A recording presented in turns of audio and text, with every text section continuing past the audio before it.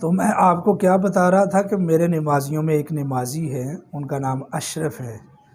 تو انہوں نے میری یہ ویڈیو دیکھی، 2-3 سال پہلے کی بات ہے.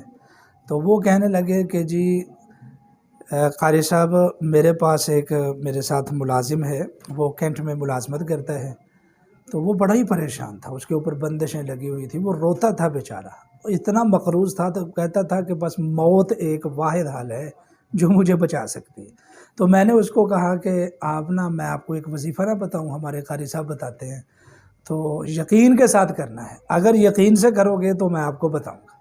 تو اس نے کہا کہ جی میں یقین سے کروں گا، بتاؤ. اس نے یہی طریقہ میں نے بتایا تھا کہ ظہر کے بعد آپ آیت الکرسی کو کتنی بار؟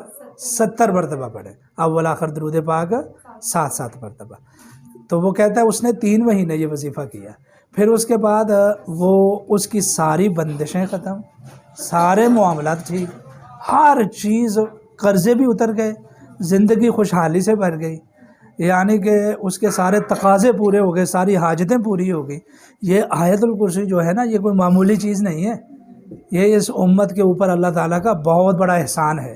یہ صرف یہ بات نہیں ہے کہ یہ قرآن پاک کی تلاوت ہے یا قرآن پاک کا حصہ ہے، وہ بھی بڑی عظمت والی بات ہے، لیکن اس کے ساتھ ساتھ اس میں شفا بھی ہے، اس میں بندشوں کا علاج ہے، اس میں حاجتیں پوری ہوتی ہیں. اللہ تعالیٰ نے آیت الکرسی کو ایک باکمال چیز بنا کر اتارا ہے. تو میں نے بھی آپ کو یہی بتایا.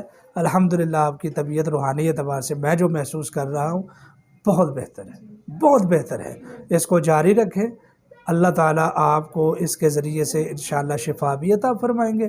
بندش ہے آپ کے اوپر، وہ کچھ ریموو ہونا شروع ہو گئی ہے، وہ انشاءاللہ مکمل زائل ہو جائے گی. اللہ تعالیٰ آپ کا حامی و ناصر ہو. تو ساری دنیا کو بھی میں کہتا ہوں کہ بھئی آپ لوگ بھی یہ وظیفہ لازمی کریں، اس میں اللہ تعالیٰ نے بڑی برکات رکھی ہوئی ہیں. شکریہ.